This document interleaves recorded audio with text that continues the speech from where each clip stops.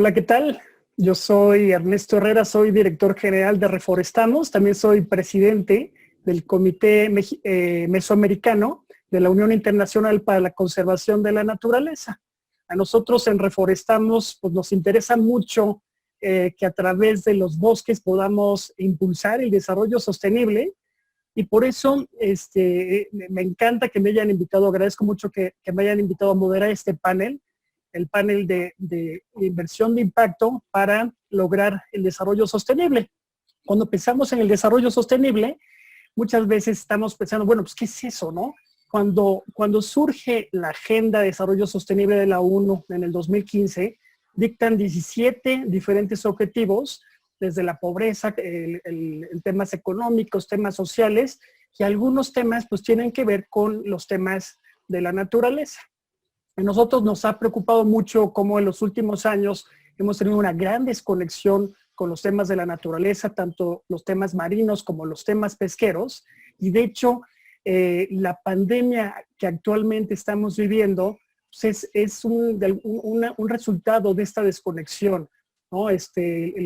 Los virus que tienen de repente murciélagos en Asia, después se genera deforestación, tenemos mayor contacto con estas especies silvestres y pues, los resultados son los que estamos viviendo. Entonces, a partir de esta pandemia, la economía se ha colapsado y genera una serie de disrupciones en la sociedad que están causando pues, graves problemas. Pero también hemos visto cómo a partir de este aislamiento social, hemos visto cómo la fauna regresa a las ciudades o cómo el aire está más limpio en ciertas ciudades y eso de alguna forma nos llena de esperanza, pero aquí el reto es cómo podemos aprovechar esta situación que estamos viviendo, este jalón de orejas que tiene la humanidad para poder reconstruir, poder reactivar la economía, pero ya con una nueva visión mucho más verde, un mundo mucho más justo, que esté respetando, que esté valorando la naturaleza. Y por eso vamos a tener un super panel. Quiero presentarles a las 3 panelistas estrella, que son amigas muy queridas. Y vamos a poder profundizar más en estos temas de la inversión de impacto y la inversión de impacto que realmente está tomando a la naturaleza en el centro. Entonces, primero les voy a presentar a Laura Ortiz. Laura Ortiz es una emprendedora social, es fundadora de SBX México. Ella es experta en temas de inversión de impacto y es una gran promotora de la cultura de la regeneración, donde efectivamente la naturaleza se pone en el centro. También les voy a presentar a María Inés Miranda. Ella es chilena, ella es fundadora de Fair Connection, es muy interesada en los temas de innovación social, en temas de género y es experta en temas de desarrollo sostenible, sobre todo en el entorno rural, tanto en el sector agrícola como en el sector forestal. Y finalmente les quiero presentar a Vanessa González. Vanessa González es directora de Fomento Social y Ecológico Citibanamex. Vanessa es experta en temas de responsabilidad social corporativa, en temas de sostenibilidad también. Y pues bueno, a través de Fomento Social ha impulsado muchísimas iniciativas que tienen impactos ambientales, sociales y económicos en nuestro país. Y entonces para poder entrar en la materia, le quisiera pasar la voz a Laura Ortiz, para que primero nos explique qué es la inversión de impacto y que también nos pueda hablar un poquito cómo es esa inversión de impacto que pone a la naturaleza en el centro. Muchísimas gracias, Laura. Gracias, Ernesto, y gracias por la invitación. Nosotros en SBX precisamente nos dedicamos al tema de inversión de impacto, entonces yo creo que siempre es importante primero definirlo. La inversión de impacto no es un tipo de inversión, es una manera de invertir. Es una disciplina de inversión que en lugar de tomar las decisiones de inversión solo basado en riesgo, rendimiento y liquidez, o sea, qué tan rápido tengo de regreso mi dinero, empecemos a tomar las decisiones de inversión desde 3 dimensiones. Sí el riesgo, sí el rendimiento, pero sí el impacto social y ambiental positivo y negativo. Porque lo que sucedía antes es que como todas las inversiones generaban empleo o generaban crecimiento, ya por default todo el impacto social y ambiental negativo se pasaba abajo de la alfombra, ¿no? Entonces, la inversión de impacto realmente es una herramienta de visibilizar primero que nada, la parte del impacto negativo que se tiene que mitigar, también cómo maximizar la parte del impacto positivo. Y la inversión de impacto puede ser esta gran herramienta de transformación de los sistemas financieros, y lo importante ahorita y sobre todo en esta crisis es que los sistemas financieros han tomado un rol dominante en nuestra sociedad. Antes las finanzas estaban para servir a la economía estaba para servir a la sociedad, pero se ha volteado este rol de sirviente al dominio, en donde ya las finanzas son el maestro del maestro, el amo del amo, en vez de ser el sirviente del sirviente. Y esto ha sido pues crucial en los resultados ambientales y sociales que podemos generar. Entonces sí necesitamos saber y entender que nos quedan menos de 12 años para cambiar el flujo del dinero para realmente lograr resultados distintos a nivel ambiental y social. Entonces, a nivel definición, la inversión de impacto es eso, ¿no? Esa disciplina que toma en cuenta las tres cosas. Sin embargo, a nivel mucho más profundo, también es una manera y un instrumento de cuestionarnos profundamente cuál es el verdadero propósito del capital. Y si el propósito del capital es su reproducción infinita, o si el propósito del capital puede ir más allá, a ser el instrumento de libertad en vez de control, de paz en lugar de extracción, de justicia. Y realmente todas esas cosas tienen que cambiar dentro de las finanzas para que se puedan expresar fuera también. Pero todo lo que financiamos también tiene que cambiar, ¿no? Entonces tiene que cambiar todo. La inversión de impacto es solo una herramienta más, pero definitivamente ha sido catalogada como una de las más potentes pues herramientas de cuestionamiento de las finanzas y de reconstrucción para la recuperación post-COVID. Entonces, realmente la parte de la naturaleza es que toda la riqueza, todo el capital viene de un origen de la naturaleza. La naturaleza es el origen de todos los recursos, los económicos, todos. De hecho, es nuestro origen. Entonces, si no la ponemos al centro, o sea, hay que entender que ahorita todo el capital que está acumulado en dinero ha sido extraído de la red de la vida. Y entonces traemos un déficit de red de vida y traemos un absoluto excedente de impresión de dinero. Y si no balanceamos esto, estamos en absoluto déficit de capital natural y obviamente de capital social bastante extraído y erosionado.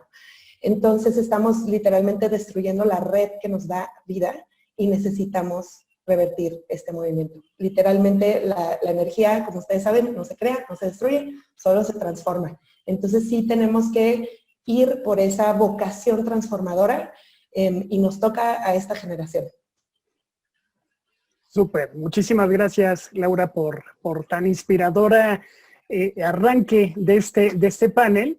Y ahora me gustaría contrastar ese marco conceptual que nos presentas, sobre todo vinculado con lo que sucede en la práctica, esos emprendimientos que de alguna forma están mucho más conectados con la naturaleza, que ponen a los recursos naturales en el centro, y por eso le quiero pasar el micrófono a María Inés para que nos platique un poco pues, qué es un emprendimiento que efectivamente está considerando a la naturaleza como algo muy relevante en su modelo de negocio. Por favor, María Inés.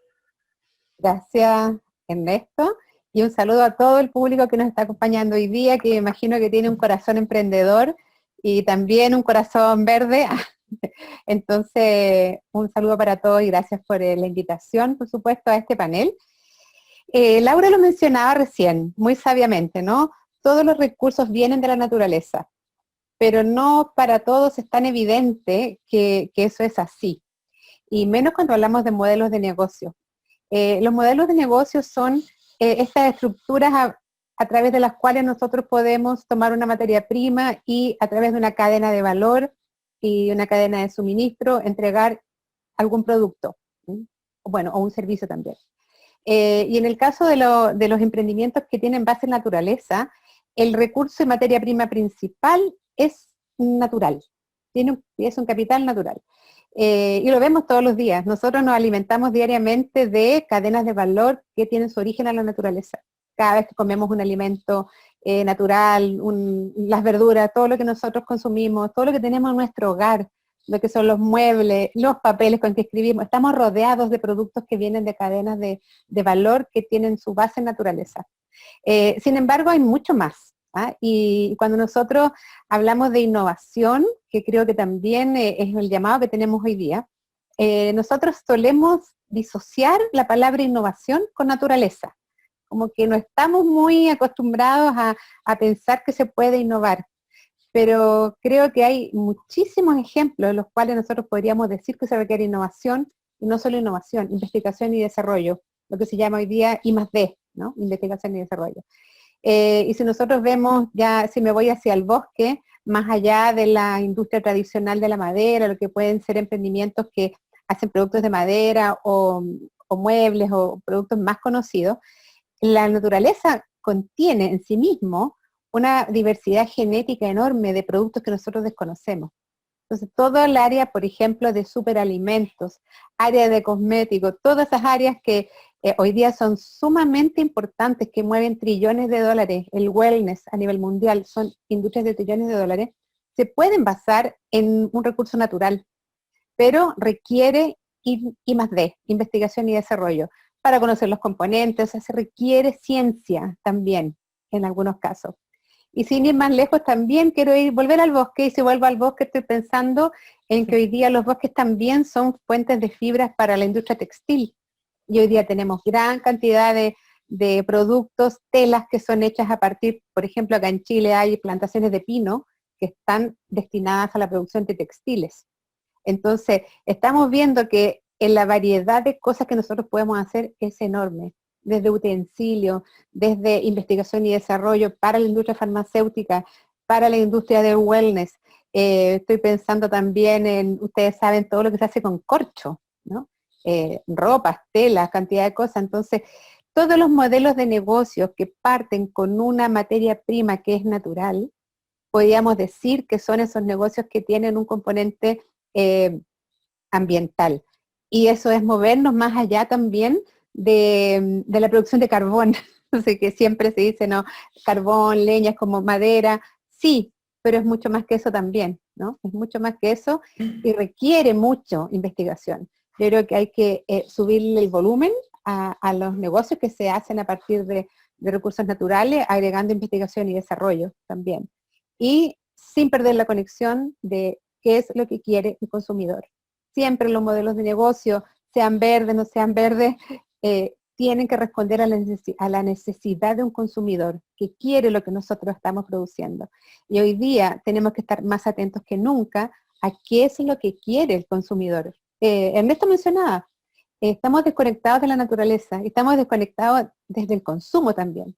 Muchas veces no nos interesa de dónde vienen las cosas, cómo fueron producidas, no nos interesa nada, ¿no? Entonces, tenemos que hacer una revisión bien importante porque el modelo de negocio siempre responde a una necesidad, siempre responde a un problema. Y el problema no es el que yo creo que existe, es el que yo leo en el entorno. Y esa capacidad de leer el entorno es súper importante. Súper, muchísimas gracias, María Inés. Y efectivamente, en la naturaleza hay como muchísimas oportunidades para innovar, para seguir siendo relevante, quizás para reactivar la economía con nuevos modelos, esquemas de negocio innovadores, pero también está el tema, pues bueno, desde el punto de vista financiero es, pues qué tanto ese mundo de las finanzas, el mundo de las inversiones, está de forma práctica entendiendo este tipo de modelos, ese tipo de esquemas, y por eso le quiero pasar la palabra a Vanessa para que nos platique un poquito desde su experiencia, sobre todo desde Citibanamex, que nos platique un poco qué tan relevante es el tema de medio ambiente, tema de biodiversidad en el mundo financiero. Adelante, Vanessa, por favor. Muchas gracias Ernesto, gracias al CEO por la invitación. Y efectivamente, ya lo decía Laura, el capital es muy relevante para posicionar un tema, para impulsarlo. Y para el público que nos escucha, desde el 2003 existen los principios de Ecuador, donde 10 bancos se juntaron para determinar cómo tenían que ser las inversiones fuertes. O sea, los grandes capitales al invertirse qué impacto va a tener una inversión, impacto ambiental y un impacto social.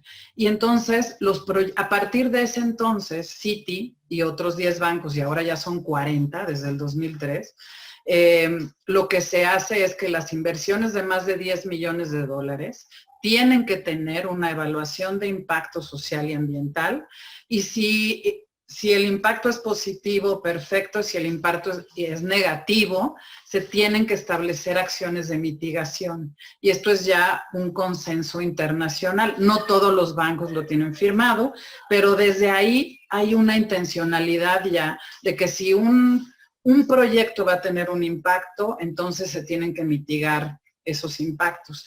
Por otro lado, desde el punto de vista ya de Citibanamex y Citi, hay también una gran preocupación sobre los riesgos de cambio climático. Hoy por hoy, Citibanamex está participando en una iniciativa con el Programa de Naciones Unidas para el Medio Ambiente, con un EP5, que es específicamente para instituciones financieras, donde se está desarrollando una herramienta, una metodología para medir el riesgo climático, es decir, cuando tú inviertes en un proyecto, cuáles van a ser los efectos si hay un incendio, porque se elevaron las temperaturas, si hay sequía, si hay un tornado, si hay una inundación. Todo se va a tomar en cuenta ahora para temas de inversiones de impacto. Entonces, eso también es muy relevante. Ahora, hay toda una discusión, y también para quienes nos están escuchando, de si cualquier empresa, por el hecho de no causar un daño o por generar empleo, ya es una empresa de impacto. No, no lo es. Lo que tenemos que lograr ahora con el capital, desde el punto de vista financiero de Citibanamex y desde el punto de vista de la fundación que yo represento, que es Fomento Social, es que donde pongamos el dinero, esas empresas tengan un impacto real positivo, que sea absolutamente intencional. Que cuando tú crees, como ya lo dijo Marinés, una nueva empresa, estés pensando en cómo cuidar ese capital natural, en cómo hacerlo crecer, en cómo mejora, incluso también los temas sociales, cómo no hay ningún tipo de afectación social por el lugar donde tú estás desarrollando tu empresa, y al revés, cómo mejoras el desarrollo comunitario en el lugar y en la región donde tú estás estableciendo una empresa y donde estás trabajando. Es decir, para nosotros desde Citibanamex resulta muy relevante la combinación entre estos dos aspectos. Lo social, o sea, el lugar donde te desarrollas, la gente con la que trabajas, y además toda la parte de naturaleza, de cuidado de la biodiversidad y de cómo lo fomentas y lo mejoras, ¿no? Entonces, sí, para nosotros también desde la fundación ha sido todo un tema, decir cómo apoyamos al desarrollo de estos tipos de emprendimientos. Y desde el aspecto de la fundación lo que estamos haciendo es buscando a los aliados correctos. Hemos tenido aliados como New Ventures, aliados como Make Sense, donde estamos buscando esas ideas semilla, esos emprendimientos que están en fase idea o en fases iniciales, que ya nazcan con este tema de energías renovables, de movilidad urbana, por ejemplo, sostenible, cómo mejoramos los temas del agua en una ciudad y los temas de comunitarios de agua en el ámbito rural. Entonces, estamos trabajando como en todos los aspectos, desde el gran capital, en la financiación de grandes proyectos, con mitigación de impactos, y por otro lado, desde la fundación,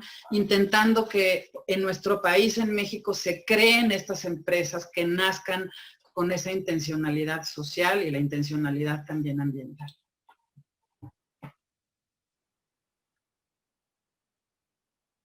Estupendo, muchísimas gracias, Vanessa. Y fíjate, escuchándote, reflexiono acerca de la necesidad de que las empresas, tuve aquí una pequeña falla técnica, de que las empresas o que el sector financiero efectivamente esté buscando un mayor impacto y no solamente no afectar o no dañar. Y eso me recuerda mucho a pláticas que tuve con esta Laura, en términos de la regeneración, donde necesitamos ir más allá de la sostenibilidad, necesitamos regenerar. Por eso me gustaría que nos platicaras un poquito más, Laura, qué es esto de la cultura de la regeneración, y me gustaría que también nos platicaras un poco acerca de las alianzas necesarias para lograr las finanzas combinadas que podrían ayudar o facilitar la inversión de impacto en esos modelos de negocio, en esos emprendimientos, como ya se mencionó. Claro. Pues un ejemplo muy claro que puedo dar para como decir a qué se refiere sostenibilidad versus a qué se refiere regeneración es, por ejemplo, hace un par de meses estábamos en una conversación en la que estábamos viendo cómo llegábamos a negocios en donde la cadena de valor lograra cero deforestación. Y cero deforestación es bueno, no digo que no, y nos llevaría como a neutralizar el daño actual. Sin embargo, estamos tan deforestados, tan desertificados, tan erosionados actualmente, que no solo se trata de eso. Entonces me encantó la respuesta de alguien que estaba en ese mismo taller, que dijo, es que no busquemos una cadena de valor de cero deforestación, busquemos una red de valor que duplique los bosques. ¡Pum! ¿No? Entonces, como que te cambia por completo el paradigma, el evitar el daño a el buscar el máximo potencial de la prosperidad compartida entre la correlación de humano-naturaleza. Entonces, ese nivel de pensamiento es el pensamiento regenerativo. O sea, definitivamente el movimiento regenerativo es una nueva manera de pensar. Primero que nada, porque va por pensamiento sistémico aplicado. ¿A qué me refiero con pensamiento sistémico? El pensamiento reduccionista separa las cosas en problemas. Y si tú ves un lugar en donde tú conozcas un montón de problemas y listas todos sus problemas, te pones en una mentalidad versus cuando tú ves ese mismo lugar con la vocación de paraíso que tiene y con la vocación que tiene de prosperidad para todos. Y empiezas con otra mentalidad a construir y siempre a sumar valor. Nunca a quitar lo que resta, sino siempre a sumar, sumar, sumar, sumar. Entonces, es amplio el tema, no es sencillo, pero sí es una nueva manera de pensar, sí es sistémico, sí aborda los conjuntos y los sistemas vivos y sí se basa en los principios de la naturaleza. O sea, ¿qué puede aprender el capital de los sistemas vivos de la naturaleza? ¿Qué puede aprender una empresa de los sistemas vivos? ¿Cómo es un sistema vivo? Es permeable, es fluido, cambia de lugar, cambia de posición, ¿sabes? O sea, esa fluidez, esa permeabilidad, ¿cómo la represento en mi empresa? ¿Cómo la represento en las finanzas? ¿Cómo hago que el capital actúe como el agua, que riega todo y es parte de la vida, pero que si se acumula puede dañar y si hace falta también daña? Y también cómo hago que los bancos funcionen como la tierra, que la tierra por excelencia es una red de distribución de recursos. Distribución, no de acumulación. Entonces, todas estas hermosísimas enseñanzas y sabiduría que tiene la naturaleza para nosotros, el movimiento regenerativo intenta que nuestra maestra número uno sean los sistemas vivos, la red de vida de la naturaleza, que de ella aprendamos y que de ella salgan nuestros principios, porque solo cuando nosotros funcionemos a favor de los engranes de la naturaleza, dejaremos de tener sistemas insostenibles, que son los que tenemos actualmente. Y ahorita que mencionabas lo de Blended Finance o esta combinación de capitales, ¿a qué se refiere? Precisamente se refiere, y voy a una metáfora de naturaleza de nuevo, cuando nosotros vemos un monocultivo, el monocultivo tiene un resultado en el ecosistema natural de degradación y de degeneración. Cuando tú ves una biodiversidad, la biodiversidad hace que la vida produzca más vida, ¿no? Entonces, igualmente en el sistema de financiamiento, si a todos los subsidiamos, tenemos un mal resultado. Si a todos los endeudamos, tenemos un mal resultado. Entonces, lo que busca Blended Finance es cómo combinamos un mosaico rico de financiamiento tan diverso en tales distintos tamaños, instrumentos e instituciones para que haya esa biodiversidad de financiamiento suficiente para todas las distintas clases de ciclos que hay productivos tan distintos, ¿no? Y que no todos estemos endeudados como el sistema actual y que no todo sea subsidio, porque también eso daña los sistemas productivos. Entonces, realmente el Blended Finance es como una nueva manera de estructurar finanzas en donde combinas capas de financiamiento. Casi siempre empieza con una capa de financiamiento ya sea a fondo perdido o como le llaman grant o subsidio, para que empiece una transición que está como pendiente y después de esa capa de subsidio ya pueden llegar otras capas de financiamiento que pueden venir expresados en deuda o en capital o en otro tipo de alternativas, que ya hay bastantes nuevas alternativas, bastante más divertidas y más sexys para la industria financiera, y realmente permite que las iniciativas que se hagan tengan esta visión de volverse invertibles y rentables y no volverse dependientes para siempre. Sí hay cosas que tienen que ser de filantropía para siempre, o sea, no me malentiendan de que todo tiene que ser rentable, no. Pero hay muchísimas cosas que pueden serlo. Sobre todo cuando regeneramos un ecosistema tiende a ser abundante. Y esta abundancia se expresa en excedentes que se pueden vender. O sea, que primero se logra la autosuficiencia, que eso es lo importante, pero después de la autosuficiencia hay una abundancia extra, que con esa sí se puede hacer pues algo más, ¿no? Entonces, realmente el movimiento regenerativo ya lleva buen rato, se ha expresado tanto en finanzas regenerativas, capitalismo regenerativo, empresa regenerativa, liderazgo regenerativo. Hay ya un montón de ponentes, tanto a nivel Latinoamérica como a nivel global, pero definitivamente ahorita de lo más potente es cómo aplicarlo al sistema financiero y a la economía. Es increíble lo que ha salido últimamente de eso. Oh, está súper. Me gusta mucho cómo haces esa comparación con los sistemas naturales, porque también desde el punto de vista del emprendimiento, cuando queremos que se desarrollen y que puedan hacer estas empresas regenerativas, empresas que regeneren bosques o empresas que regeneren también los mares, necesitan de un ecosistema que les permita efectivamente florecer a ese tipo de empresas. Entonces a mí me gustaría preguntarle a María Inés, ¿cómo debiera ser ese ecosistema para que los emprendedores puedan florecer y puedan desarrollar efectivamente estas empresas con esa visión regenerativa? Gracias, Ernesto. Yo quiero decir que mi corazón forestal no puede estar más contenta al escuchar a Laura hablar de la economía regenerativa, que trata de imitar la que la naturaleza hace. Y quiero decir que hay muchos paralelos, ¿no?, entre lo que Laura menciona, y yo lo podría traducir desde la pequeña emprendedora, porque desde el pequeño emprendimiento es que yo puedo hablar cuando habla de que hay que mirar como sistema. Quiero decir que los emprendimientos tienen que ubicarse también en un nivel de paisaje, ¿no? Entonces, tengo que estar unida a otros, porque cuando uno es un pequeño emprendedor, su gran problema es la escala. O sea, el problema de los pequeños productores es que son chicos. Entonces, eso es el gran aprendizaje que he tenido durante los años. Entonces, tengo que mirar a escala de paisaje. Este ecosistema tiene que tener una mirada de paisaje. Y quiero agregar otra capa sobre la mirada de paisaje. Las vocaciones productivas. En un paisaje hay muchas vocaciones productivas, ¿ah? Y a lo mejor tenemos que elegir cuáles son las más importantes o las que nos traen más valor.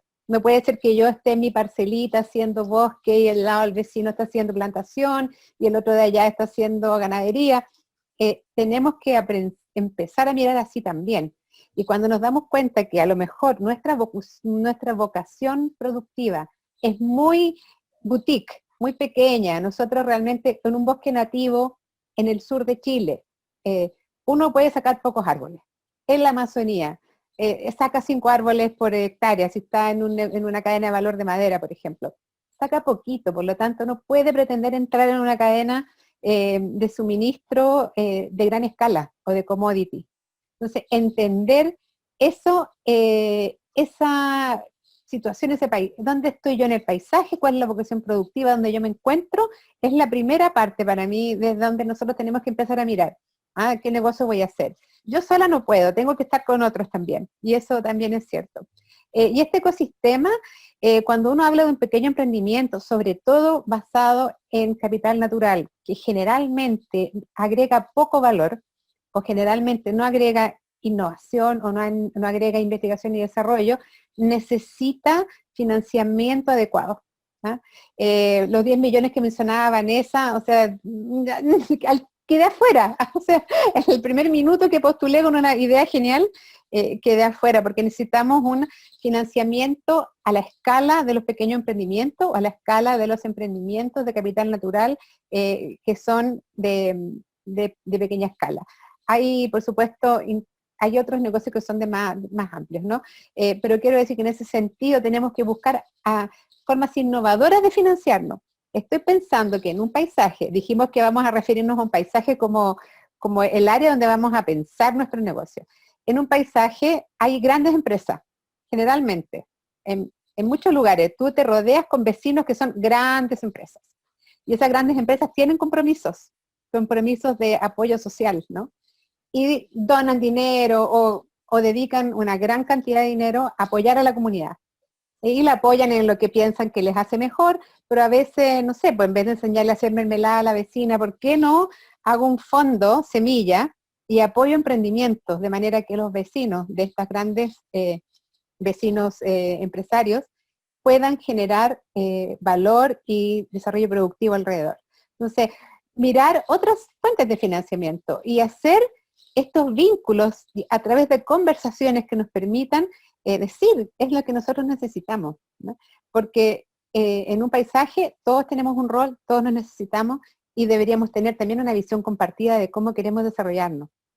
Entonces yo siento que hay mucha conexión con lo que ha dicho Laura, que todos los actores de un paisaje son parte del ecosistema. Los que nos van a financiar, los que van a ser nuestros proveedores, nuestra cadena de suministro.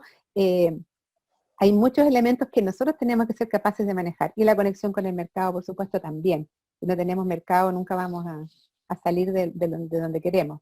Y a lo mejor, y con esto termino, el mercado a lo mejor está más cerca de lo que pensamos, ¿no? Porque a veces tendemos a pensar que tenemos que ir muy lejos con nuestros productos para lograr un emprendimiento exitoso. Muchísimas gracias, María Inés. Y pues nada más quiero recordarle a las personas que nos están escuchando, por favor, mándenos sus comentarios, sus preguntas para poder tener un espacio de interacción entre ustedes y las panelistas. Ahora le quiero pasar la voz a Vanessa, porque sobre todo escuchando lo que comentó María Inés, ¿no? De esas pequeñas empresas que tienen una serie de retos y que tienen que estar como considerando muchísimas cosas.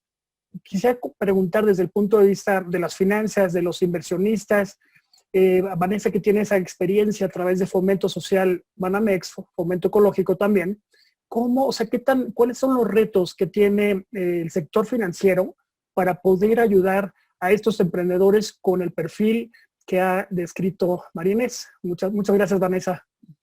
Gracias, sí. Pues hace un rato hablé o sea, como un poco macro, lo que es el banco y sus inversiones. Ahorita me gustaría platicar un poco más de lo que hacemos desde el punto de vista de la fundación y profundizar un poquitito. Porque hace unos años, hace 5 años, nos dimos cuenta que había todo un sector de emprendimiento, emprendimientos urbanos enfocados en temas de sostenibilidad, en temas ambientales, pero también están, lo que comentó María Inés, los productores, los pequeños productores del campo, con los que Fomento Social venía trabajando desde hace muchos años en temas de productividad. Y justamente en ese nicho, desde hace varios años, lo que empezó a hacer Fomento Social fue convertirlos y ayudarlos a generar estas prácticas amigables con la biodiversidad. Los productores pues producían su café, su miel, etcétera, y lo que se hizo fue apoyar con recursos filantrópicos toda esta parte de desarrollo de competencias, de tecnología, de capacidades, para que ellos trabajaran directamente en un aspecto amigable con la biodiversidad. Y esto ayudó a que muchos de estos productores se convirtieran ahora y tienen ahora los sellos de orgánico, de comercio justo, lo cual les ayuda en gran medida a poder mejorar los precios de sus productos, a poderlos vender en mercados gourmet con consumidores que están dispuestos a pagar un sobreprecio y que de hecho están ávidos de recibir este tipo de productos. Entonces, ahí nos dimos cuenta que también teníamos un papel como recursos filantrópicos para esta parte. O sea, si nuestros recursos son donativos de la fundación, o sea, lo que hacemos es dar donativos a fondo perdido, no esperamos ningún retorno, lo que decidimos fue poner a trabajar estos recursos a fondo perdido para esa parte de desarrollo de competencias. Y en estos esquemas de blended finance, de estas finanzas híbridas, para decirlo en español, es que nosotros hemos encontrado que nuestros recursos tienen que ser como ese primer escalón del que hablaba Laura. Los recursos de una fundación, los recursos filantrópicos, tienen que ir a esas primeras etapas a financiar todo el desarrollo tecnológico y de competencias para dejar a estos grupos de productores y a estas empresas sociales y ambientales justo en el momento en el que ya puedan recibir financiamientos ya con retorno. Entonces, esa ha sido también parte de nuestra, pues como de nuestra meta y de nuestro objetivo. Y lo que estamos haciendo también como parte de la Alianza para la Inversión de Impacto es tratar de poner en práctica este tipo de esquemas de financiamientos híbridos. Es decir, un esquema en el que estemos varias fundaciones poniendo recursos filantrópicos, que puedan entrar también organismos y entidades internacionales a poner recursos que tienen unos esquemas de financiamiento con tasas mucho más flexibles y bajas, para ya después que entren los grandes recursos y los capitales que sí están esperando un retorno financiero. Eso es lo que estamos tratando de poner en práctica para que todo el ecosistema fluya desde abajo, o sea, desde el desarrollo inicial hasta que ya estas empresas crezcan, se unan a cadenas de valor sofisticadas, ayudarlos incluso a los pequeños productores a sumarse entre ellos por los problemas que decía Marinés, o sea, cómo los ayudamos a sumarse como cooperativas, que son asociaciones de productores, para que ya juntos en una cooperativa ya le puedan vender a un gran comprador y sumarse a estas cadenas de valor y sumar al mercado de este tipo de consumo amigable con la biodiversidad. También tenemos otra iniciativa que tuvimos con la Comisión Nacional para la Biodiversidad, donde ahorita estamos creando como un distintivo. Tenemos identificadas 27 cooperativas de producción ya certificadas como orgánicas, amigables con la biodiversidad, a las que les estamos agregando un distintivo para que puedan entrar a un mercado de un consumo más alto, puedan vender sus productos y esto mejore al final los ingresos de las poblaciones y de las comunidades con las que trabajamos. Muchas gracias, Vanessa. Y pues me da mucho gusto que se estén dando estas alianzas para poder facilitar justamente ese ecosistema tan necesario para los emprendedores. Ahora me gustaría pasar la palabra a Laura, para que nos hable un poquito cómo está viendo ella, desde su perspectiva, el futuro de la inversión de impacto que esté tomando a la naturaleza en el centro. Adelante, Laura, porfa. Sí, gracias. Pues primero empieza por una reconciliación o un reconocimiento de que el impacto social se estaba haciendo con algunas organizaciones y el impacto ambiental se estaba haciendo con otras. Había como unos activistas ambientales conservacionistas de un lado y los sociales del otro, y como que no se hablaban y no había tanta intersección.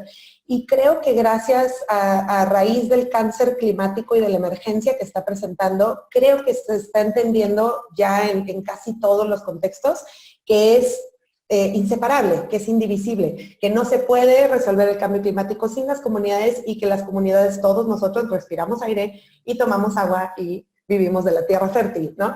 Entonces, como que ya nos está cayendo el 20, que está absolutamente todo interconectado, que todos somos un sistema vivo y que nos toca a todos, ¿no?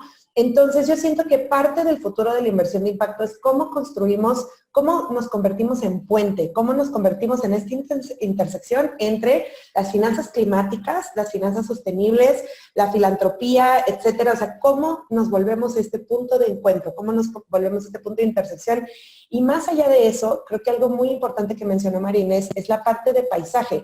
Las cosas se están financiando de una manera en verticales de sectores, ¿no? Entonces, acá se financia energía, acá se financia agricultura, acá, y realmente cuando hablas de paisaje, cuando hablas de lugar, se le llama la lugarización de las finanzas, que también es una cosa muy avanzada, muy regenerativa, muy futurista, Esta lugarización en vez de la sectorización nos permite ese pensamiento sistémico aplicado a cada lugar, o sea, aplicado a Oaxaca, aplicado a una cuenca de agua, etcétera. ¿Por qué? Porque cuando tú solamente estás viendo la unidad productiva de tu agricultura de aquí, pero dependes del río que está usando acá la minera, que te está contaminando y entonces te va a envenenar tu cosecha, etcétera. O sea, empiezas a ver que todo tiene que ser sistémico y que esto, o sea, no se puede trabajar de manera independiente, que estamos todos absolutamente interdependientes. Entonces, esta lugarización de las finanzas, este financiamiento de paisaje, es precisamente un poco de aplicación de pensamiento sistémico y regenerativo, y creo que eso es mucho del futuro, pero también esta intersección entre finanzas climáticas, inversiones sustentables e inversiones de impacto, que tenemos que empezar a construir y que tenemos que empezar a ver que es absolutamente indivisible lo social de lo ambiental. A partir de ahí, creo que también la parte de biodiversidad ha tomado una relevancia fuertísima en algunos contextos avanzados. O sea, la mayoría de las personas ya entienden cambio climático en cuanto a emisiones de carbono, pero muy poquitos ya están viendo la frontera de la biodiversidad, que es más allá, ¿no? Entonces, hay que ver las finanzas climáticas más allá del carbono, hay que empezar a entender la biodiversidad, porque la biodiversidad es la red de vida que nos conecta a todos nuevamente y que es literalmente lo único que va a preservar nuestra vida en el planeta. Entonces, ya empieza a haber finanzas a nivel banco, por ejemplo, BNP Paribas ya tiene un tema de financiamiento de la biodiversidad, ya hay otros bancos que están dando mejores tasas de interés a las empresas que tienen mejores resultados de biodiversidad. O sea, ya se están basando en resultados de biodiversidad para un financiamiento de mejor, pues, con menor costo de capital o con mayores ventajas financieras. Entonces, ya el correlacionar el resultado de biodiversidad a un éxito financiero, o sea, ya eso va muy avanzado, pero ya está sucediendo. Y en más de un banco alrededor del mundo, y como dijo Vanessa, ya también en México lo están tomando en cuenta. Excelente, Laura. No, pues muchísimas gracias. Ahora nos estamos quedando sin tiempo para el tema del proceso del panel, pero quisiera pasarle la palabra a María Inés antes de pasar a la sección de preguntas y respuestas. Me gustaría que María Inés nos pudiera, sobre todo aprovechando la audiencia, los emprendedores, emprendedoras que nos están escuchando, qué recomendaciones, qué mensaje inspirador le podríamos dar para que puedan involucrarse en esos temas que son emprendimientos basados en la naturaleza. Gracias, Ernesto. Bueno, el ser emprendedor es una vocación, creo. Y porque requiere algunas habilidades que yo creo que no se forman, ¿no? Por ejemplo, adversión al riesgo. No hay que tenerle miedo al riesgo, ni hay que tener mucho miedo a lanzarse al vacío. Por lo tanto, pienso que cuando uno es emprendedor y un pequeño emprendedor, su vida la dedica a su emprendimiento. Y eso quiere decir, no solamente es un trabajo, uno lo lleva a la casa, a la familia, toda la familia emprende con uno y sufre del poco tiempo que uno puede tener o no. Por lo tanto, siendo tan importante el emprendimiento para las personas de manera personal, creo que tiene que ser significativo para uno también, para su vida, ¿no? Para mí, haber estado involucrada en emprendimientos que están basados en naturaleza, le ha dado un sentido profundo a mi vida también. Entonces, creo que eso tiene que ser parte importante de la razón por la que yo quiero estar en eso, ¿no? A mí me interesa profundamente, y desde el emprendimiento también, estar conectada con lo que ocurre en la naturaleza, ¿no? Y ser parte de la solución. Y ser parte de la solución a nivel global. Aunque uno sea pequeño, su emprendimiento va a tener importancia a nivel global porque, como dice Laura, estamos todos conectados sí o sí. Y yo por eso invito a que ustedes traten y se atrevan a traer innovación a los emprendimientos que están basados en naturaleza, porque es donde más necesitamos innovación. Y quizás tecnología o cosas que hoy día no hemos visto serían sumamente bienvenidas. Muchas gracias, María Inés. Sí, eso también, creo que el tema tecnológico, la cuarta revolución tecnológica, puede también estar ayudando a enriquecer todo ese mundo de la inversión de impacto y los emprendimientos. Ahora me gustaría que Vane nos pudiera dar recomendaciones a los inversionistas, al sector financiero, al sector privado, ¿cómo deberían estos actores tan importantes responder a las necesidades de estos emprendedores que están trabajando por la naturaleza? Bueno, yo dividiría, o sea, cuando estás en una fase idea, o sea, que apenas están empezando pues sí, a idear su empresa, hay muchos retos y muchos aliados con los que nosotros ya trabajamos hoy, que están dispuestos a recibir todas esas ideas y a incubarlos y acelerarlos para llegar a un momento en el que estén listos para recibir una inversión. Entonces, no siempre tenemos todo el conocimiento a nuestro alcance, no siempre, también como decía Marina, esto es una vocación. Yo creo que cuando tengan esta idea, busquen a estos aliados y a estas incubadoras. Hay muchos, y hay muchos que están incluso enfocados en temas de procesos amigables con la biodiversidad y que tienen todo el enfoque ambiental. Entonces, esa es como una primera recomendación si están pensando en tener una nueva empresa. Busquen estas incubadoras y a estos aliados. Hay financiamiento de varias fundaciones en México para este tipo de retos, para buscar a estos emprendedores que entren a este tipo de talleres, mentorías, conferencias. Hay mucho ahorita porque este ecosistema de emprendimiento está creciendo mucho. Y por otro lado, ya hay financiamientos, ya hay fondos de inversión que están buscando ideas en unas fases un poco más sofisticadas. Ya hay fondos que están dando recursos directamente a este tipo de empresas. Otro tema también es desde el punto de vista de los agronegocios. Nosotros en Citibanamex tenemos un área muy fuerte, pero hay otros bancos que también lo tienen. Desde el punto de vista de los agronegocios, están buscando invertir y meter créditos en este tipo de organizaciones que están haciendo este tipo de producción ya, midiendo temas de cuidado del agua, cuidado de la biodiversidad, cómo conviven con los vecinos y con otras empresas que están a un lado y cómo se insertan en las cadenas de valor. Eso es lo que yo les diría, busquen a estos grandes aliados que están dispuestos a darles ese conocimiento. Muchísimas gracias, Vanessa. Súper interesante nuestro panel y ahora ya llegó el momento de empezar a compartir las preguntas de las personas que nos están escuchando. Aquí una pregunta del público, me gustaría dirigírsela a Marinés, sobre todo por el tema forestal y sobre todo por el tema de la innovación. ¿Qué es lo que se le ocurre a Marinés para fomentar no solamente la reforestación de los bosques, sino también la reforestación de los corales? Adelante, Marinés. Oh, qué malvado, porque es una pregunta muy difícil. Yo creo, bueno, yo no he tenido la oportunidad de trabajar con los ecosistemas marinos, ¿no? Y sé que los ecosistemas marinos son, de los corales son del mar, ¿no? ¿Sí? Así es. Confirma, sí. No he tenido la oportunidad de trabajar con ecosistemas marinos.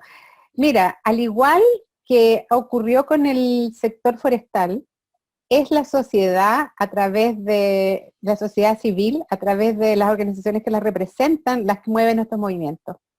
A fines del año de los 80 comenzó una fuerte presión desde la sociedad civil, las ONG que representaban, por detener el comercio de madera en el mundo y empezar a generar movimientos que iban y apuntaban hacia la recuperación del recurso natural, entendiendo que la degradación era un producto del comercio o del mercado. Es decir, el mercado estaba generando la pérdida de los bosques.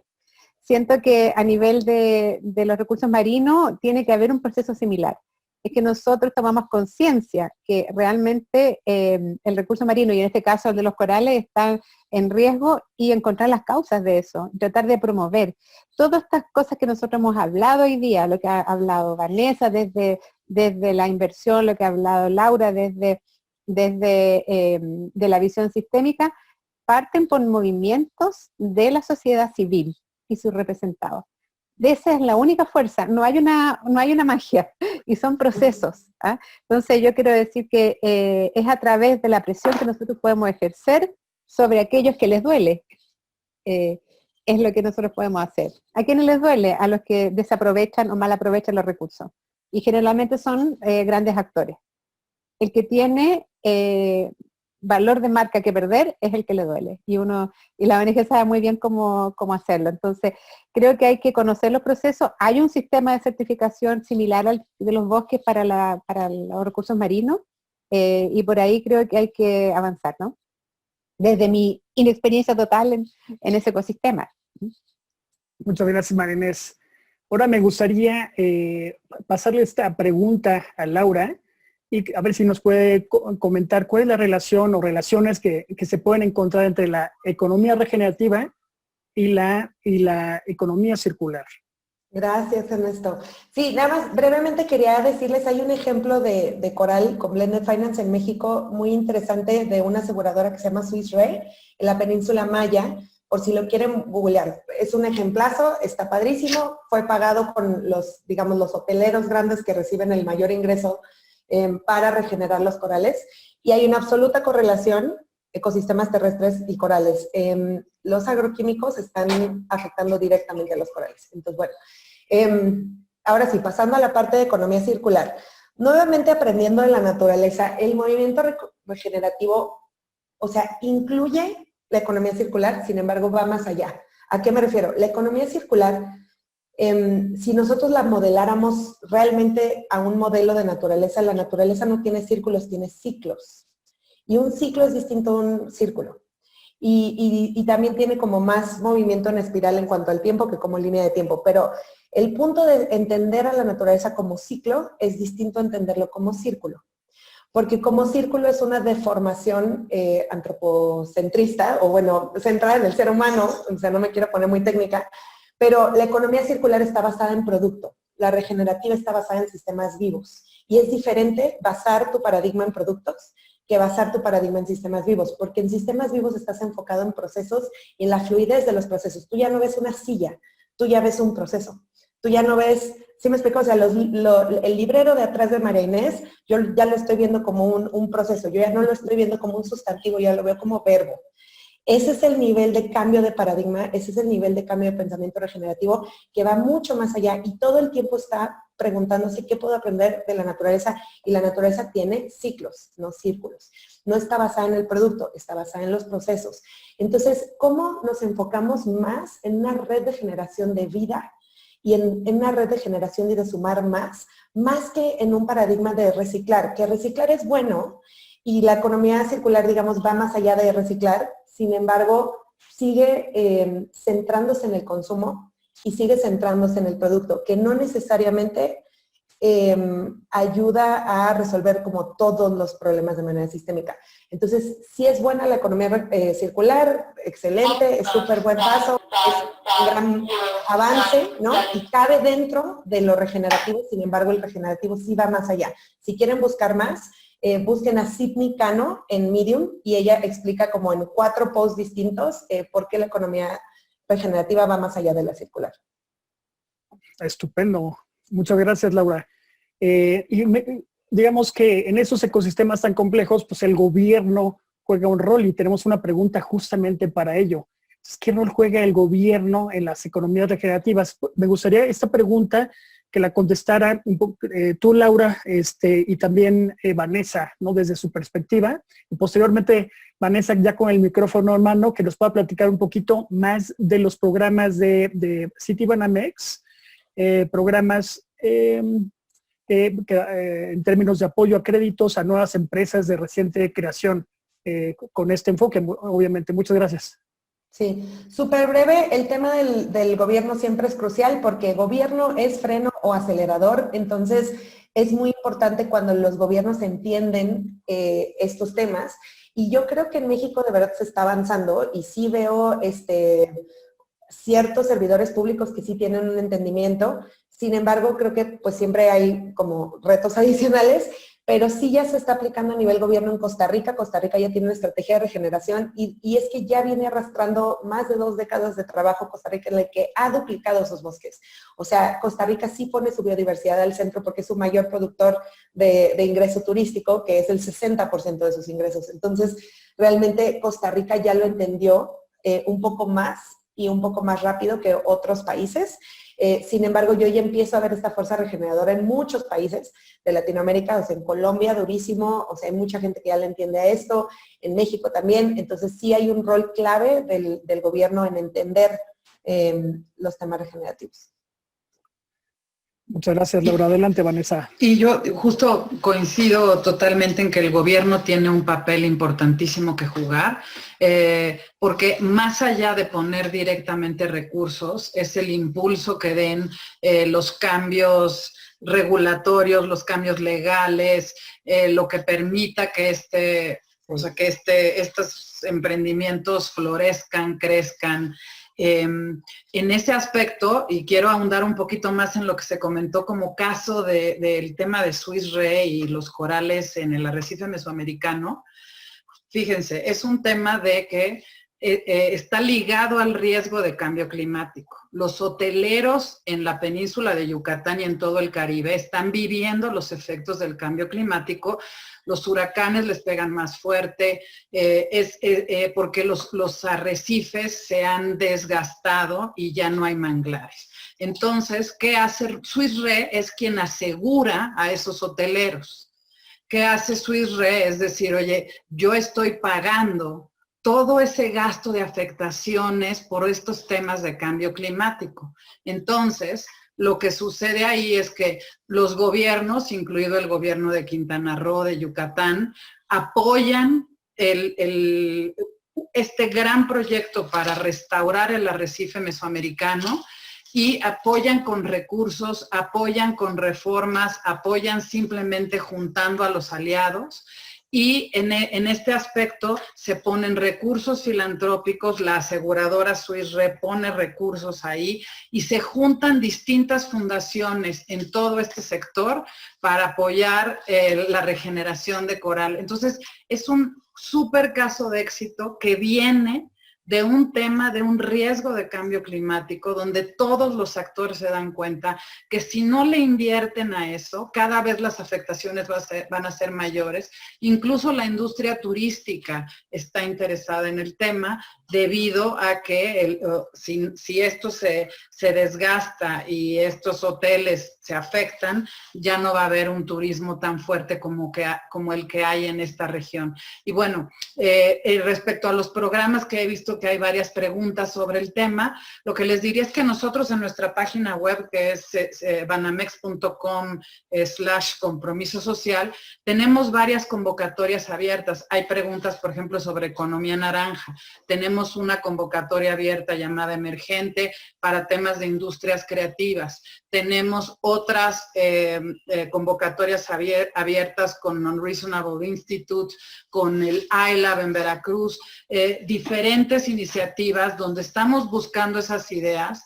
A partir de que se hacen estos retos con estos grandes aliados, se encuentran a los mejores, se les dan mentorías, se ayudan a mejorar modelos de negocio, siempre con el enfoque de medio ambiente, sostenibilidad y siempre con el enfoque también de emprendimiento social. Si se meten a la página pueden encontrar toda la información que está de las convocatorias que están abiertas. Bueno, pues a mí me gustaría que tuviéramos muchísimo más tiempo para contestar todas las preguntas que nos hicieron favor de compartir. Y pues ya llegando a las 5 de la tarde, pues consideramos que aquí vamos a dar el cierre. Quiero agradecer muchísimo a las panelistas, Laura, Marinés, Vanessa, por haber compartido su experiencia. Y también, y aquí me dice que podemos seguir. Perfecto. Entonces, vamos a seguir con las preguntas. Padrísimo. A ver, tengo una pregunta para Marinés. Aquí una persona dice que si soy estudiante y quiero hacer un semestre en Chile, ese país tiene modelos importantes de turismo sostenible. ¿Tienes alguna recomendación?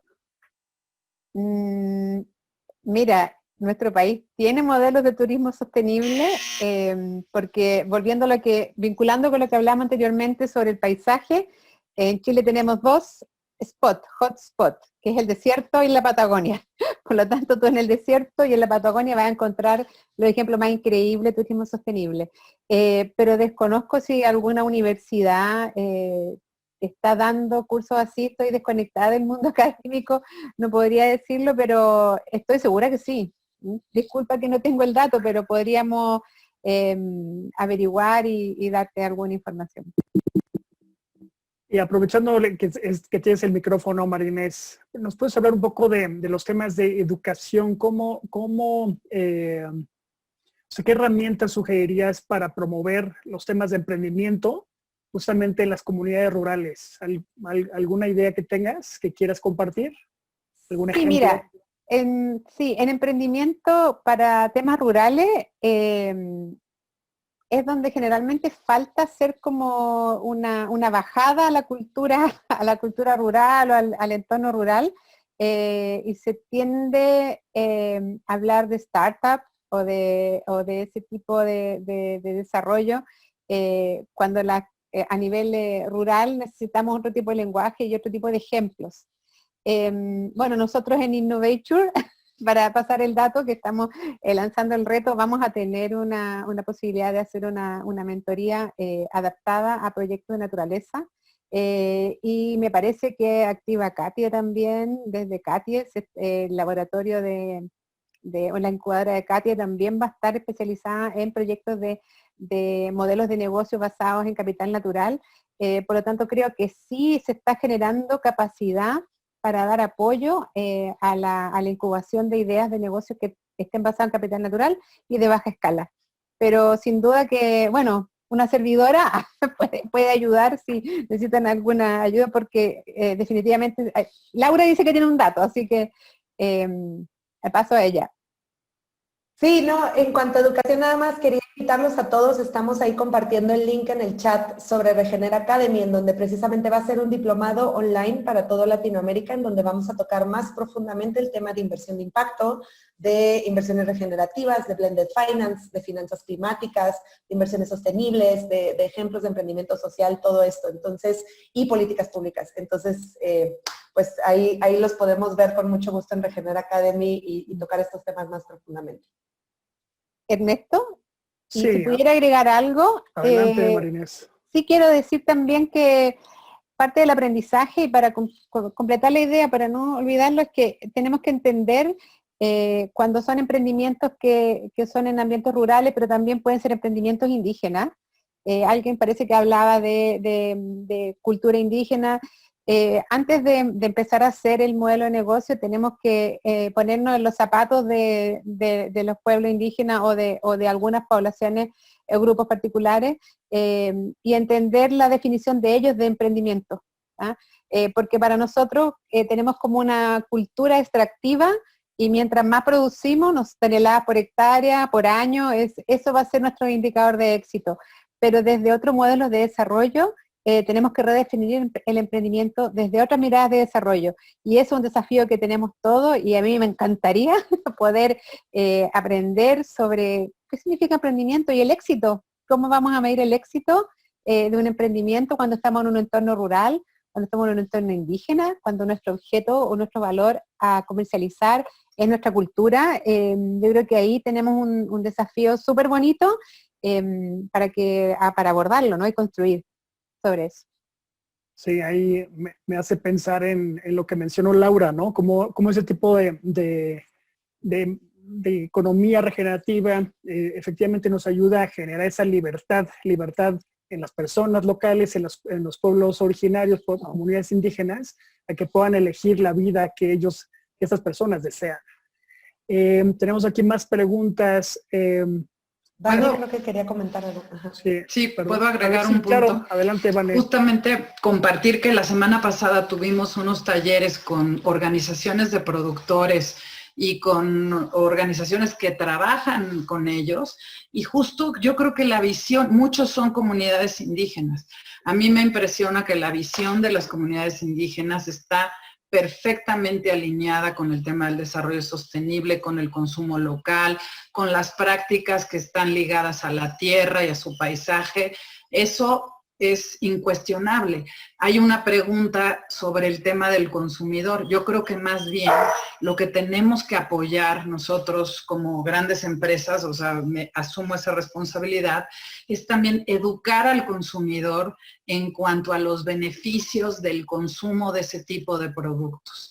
Creo que el consumidor es el que puede hacer la diferencia al acceder a un turismo sostenible, a turismo comunitario, a realmente consumir este café que sea el orgánico, la miel, etcétera.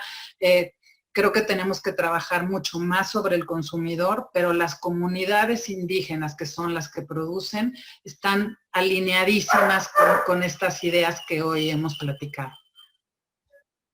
Ernesto, yo no quiero dejar pasar la oportunidad de complementar lo que ha dicho Vanessa, que estoy sumamente de acuerdo.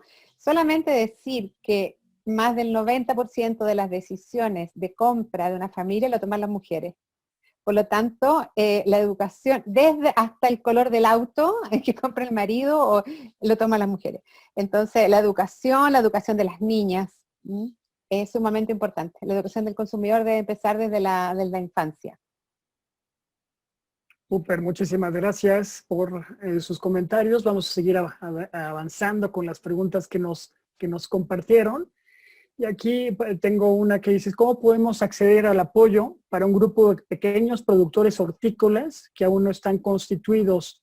¿Podrías hacer alguna sugerencia en ese sentido, Vané?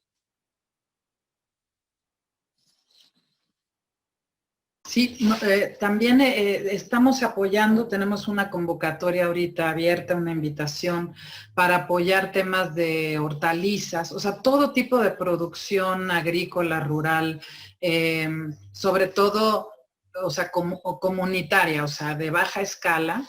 Estamos apoyando este tipo de desarrollos, incluso de autoconsumo, y de que justamente los sobrantes de este autoconsumo, las poblaciones se puedan unir en grupos que puedan vender sus productos en sus mercados locales. Y sí tenemos programas desarrollados para este tipo de grupos, de comunidades, o ya incluso de grupos muy organizados en cooperativas, para apoyarlos en este tema de la horticultura. Justamente lo que queremos es apoyar ese consumo local, que estos grupos puedan vender en estos mercados o entre ellos, y también les puedo pasar información de lo que estamos haciendo hoy en este aspecto. Sí, muchas gracias, Vanessa. También aquí tengo otra pregunta. Hacen mención alguna persona del público de inversiones como la coreana o inversión coreana que de repente puede llegar a México y puede estar afectando el ecosistema de emprendimiento. ¿Cómo pudiéramos quizás preguntarle esto a Laura, ¿no? Hablando del Blended Finance? ¿Cómo podemos aprovechar las inversiones internacionales que puedan llegar a nuestro país para el enfoque regenerativo que estamos buscando?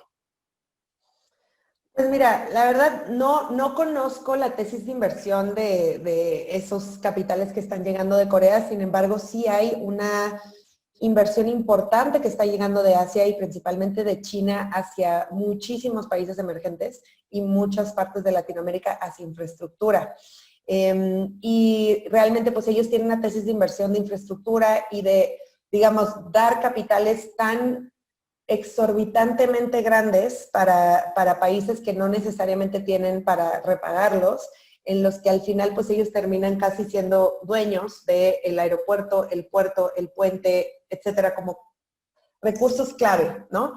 Entonces yo creo que en temas de capitales grandes y capitales soberanos, mucho de los cuellos de botella, o no cuellos de botella, mucho de la captación es a través de los fondos de capital privado, los fondos de private equity, los fondos de venture capital, y también otros grandes capitales que tenemos a nivel humanidad son las AFORES o los fondos de pensiones, que son también los capitales pues más pacientes que existen. Y hablando de estos grandes capitales y de estas grandes inversiones, yo quiero decir que en esas grandes inversiones también a nivel macro, a nivel sistémico, una de las mayores oportunidades que absolutamente combinan todo esto, que le empiezan a decir soluciones basadas en naturaleza y una de ellas es la infraestructura verde, Estas soluciones ya son muy grandes, muy sistémicas y serían ideales para los grandes capitales y son por lo menos más de la tercera parte de la solución al cáncer climático. ¿Y a qué me refiero? Son inversiones en donde realmente el ciclo hídrico de una ciudad puede actuar de manera ecosistémica. La ciudad es un ecosistema, simplemente ahorita es un ecosistema interrumpido. ¿Interrumpido por qué? Por el concreto, porque todo el concreto está interrumpiendo el ciclo hídrico, está interrumpiendo un montón de cosas y está calentando. Entonces, cuando tú aplicas verdadera infraestructura verde, estamos hablando de parques, estamos hablando de reforestación urbana, estamos hablando de presas de concreto que en lugar de la cortina ser 100% de concreto tiene verde, se le llama Green and Gray Infrastructure.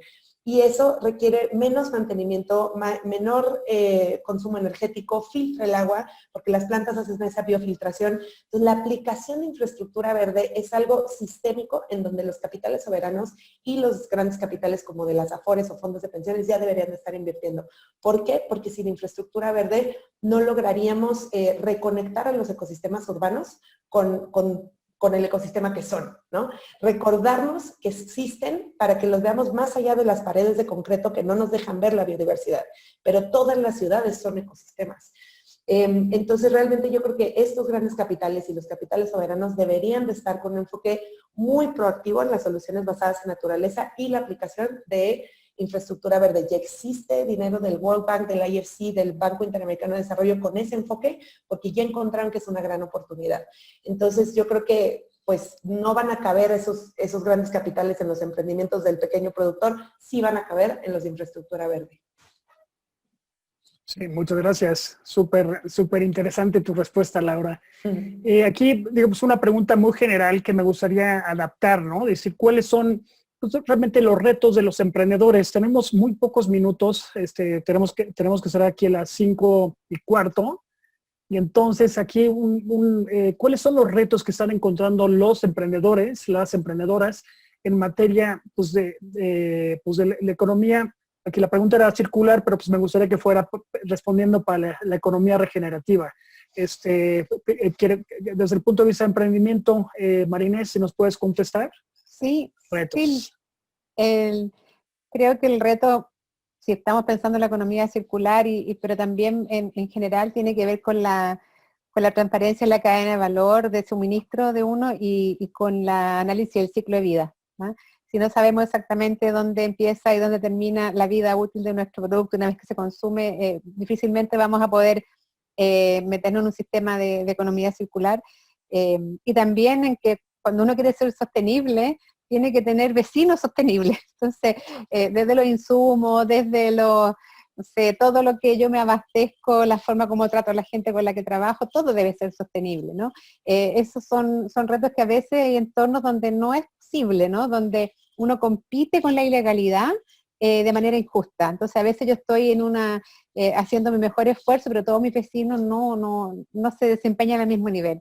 Y en ese sentido, lo que mencionaba Vanessa dio hartos ejemplos de sellos y sistemas, son solamente formas de comunicar correctamente que yo lo hago mejor o lo estoy haciendo de manera consciente.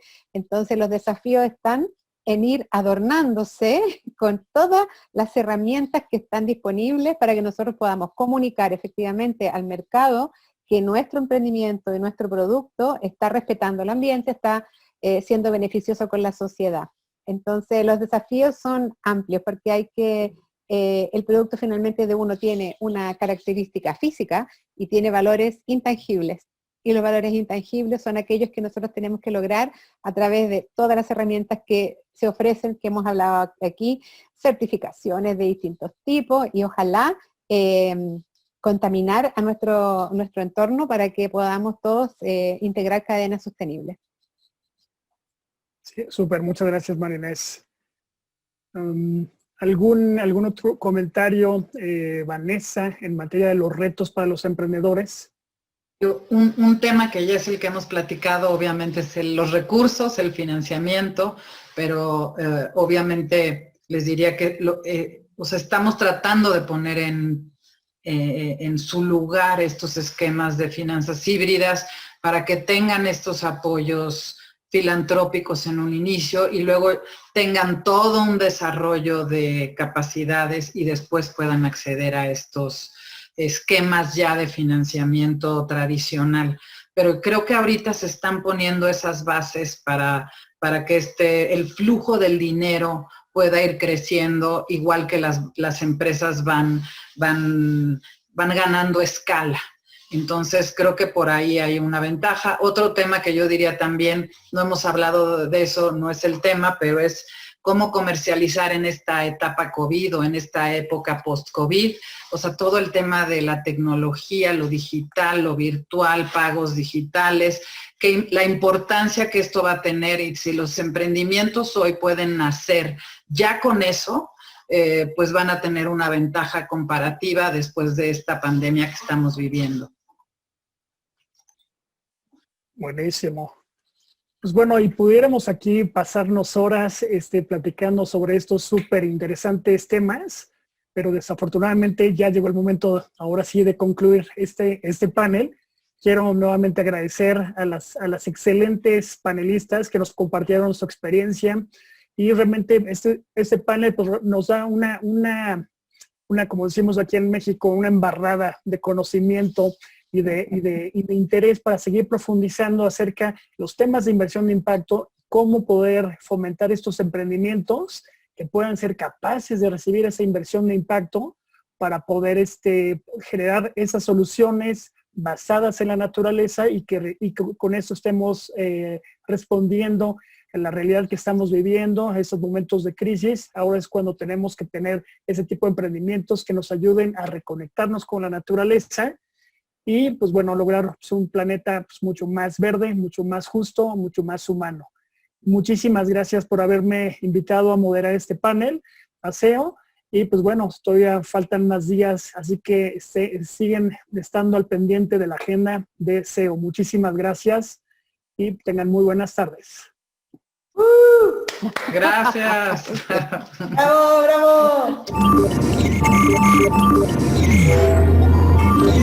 bravo!